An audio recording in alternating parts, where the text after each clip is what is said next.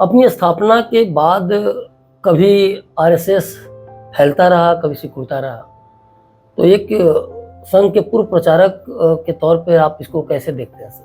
1925 में संघ प्रारंभ होता है और 1947 संघ को लगभग एक 22 साल मिले देश की आज़ादी होने तक। बहुत तेजी से काम बढ़ा, बहुत अच्छी तरह काम बढ़ा।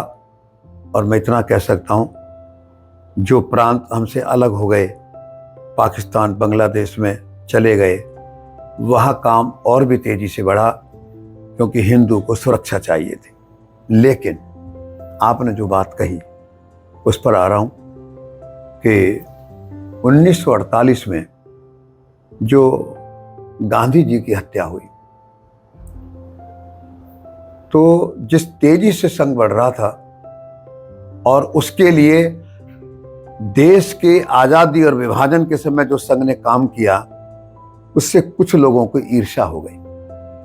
कुछ लोगों को लगा अगर इतनी तेजी से संघ आगे बढ़ेगा तो हमारे भविष्य का क्या होगा और हमारी गद्दी को खतरा पैदा हो जाएगा।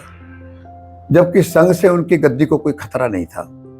महात्मा गांधी की जो हत्या हुई, योजना से जानबूझकर प्लानिंग करके महात्मा गांधी की हत्या का आरोप लगा करके संघ पर बैन लगा दिया। वो विचारधारा से जीत नहीं पा रहे थे। वो हमारी मेहनत परिश्रम से जो विस्तार हो रहा था, वो उससे आगे नहीं बढ़ पा रहे थे। हम तो आगे बढ़ रहे थे और वो आगे नहीं बढ़ पा रहे थे। उनको लगा बड़ा अच्छा मौका मिला है, महात्मा गांधी की हत्या का आरोप लगा करके और संघ को घेर दिया जाए, बैन लगाकर खत्म कर दिया जाए। तो 48 से लेकर के चीन का हमला हुआ 20 अक्टूबर 1962 को। इस बीच में संघ को बहुत संकट झेलना पड़ा, बहुत कठिनाइयां खड़ी हुई, बहुत विरोध खड़ा हुआ और हमारी जो प्रगति थी 48 से 62 तक निश्चित रूप से रुकी। बहुत 48 से 62 के बीच में संघ को बहुत मेहनत करके धीरे धीरे आगे बढ़ना पड़ा। उभरने में समय लगा। भगवान ने एक अवसर हमको बहुत अच्छा दे दिया संघ को। 62 में जो चीन का हमला हुआ, लोगों को हमको समझने का मौका मिला।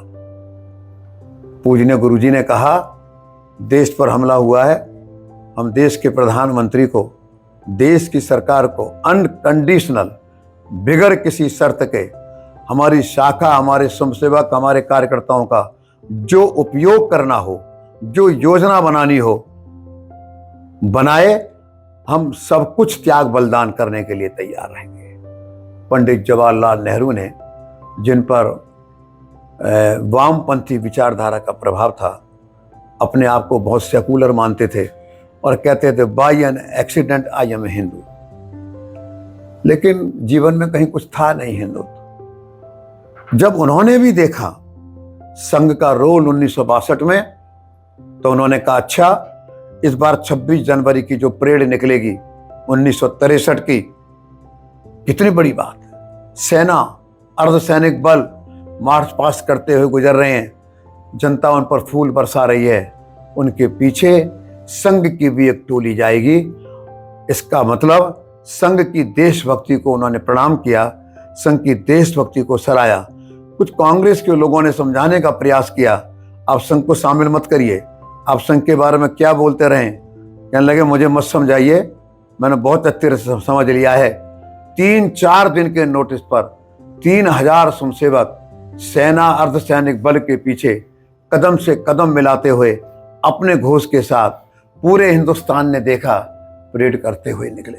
तो 26 जनवरी 1963 के बाद फिर संघ का विकास जो बीच में रुक गया था, कम हो गया था, धीरे धीरे बढ़ रहा था, स्पीड उसकी तेज हो गई, गति बढ़ी।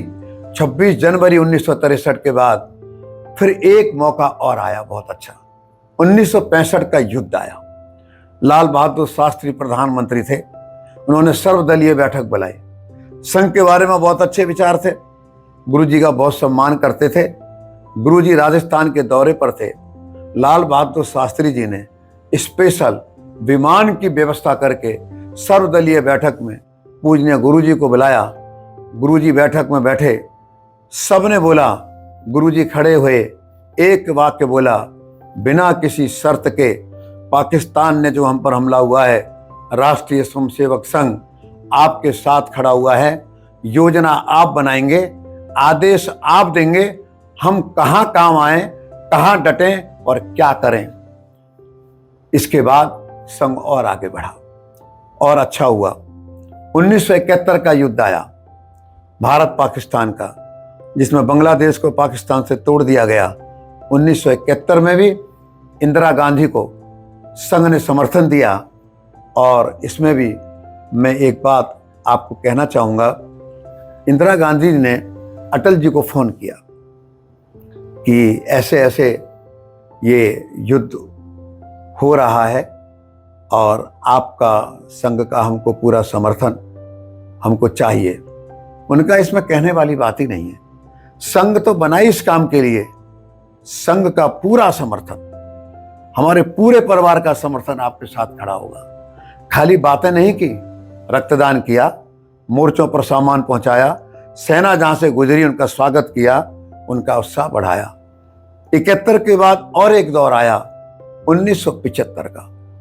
पूजनीय बाला साहब जी देवरस सरसंघचालक, उन्होंने कहा 48 का बैन हमको 10 साल पीछे ले गया था और 75 में हम पर जो बैन लगा, हमने पूरे लोकतंत्र के लिए सब पार्टियों के साथ मिलकर लड़ाई लड़ी और हमारा उसमें बहुत बड़ा योगदान रहा। सबको इकट्ठा किया, सबसे ज़्यादा गिरफ्तारी, सबसे ज़्यादा लोग हमारे मरे। इस 75 के बैन ने, आपातकाल ने, इमरजेंसी ने संघ को 10 साल आगे बढ़ा दिया है। बहुत तेजी से संघ आगे बढ़ा। आज मैं आपको कह सकता हूँ, हिंदुस्तान का कोई प्रांत नहीं, कोई जिला नहीं, कोई ऐसी तहसील और ब्लॉक नहीं जहाँ संघ की शाखा नहीं पहुंची होगी, संघ के स्वयंसेवक नहीं पहुंचे होंगे। और संघ के जो 50-55 काम चलते हैं, विद्यार्थी परिषद, मजदूर संघ, किसान संघ, विद्या भारती, आज भी बहुत तेजी से आगे बढ़ा है। आपने जो प्रश्न कहा, केवल इतना कहना चाहूँगा, 48 से 62 को छोड़कर संघ के कदम कभी रुके नहीं। सत्य की अपनी ताकत होती है और हमारा काम है इस देश की सभ्यता, संस्कृति और मूल का। ये काम रुकने वाला भी नहीं है और भी तेजी से आगे बढ़ेगा। केवल 48 से 62 के दौर को छोड़ देंगे तो संघ का ग्राफ विकास का बहुत अच्छा रहा है।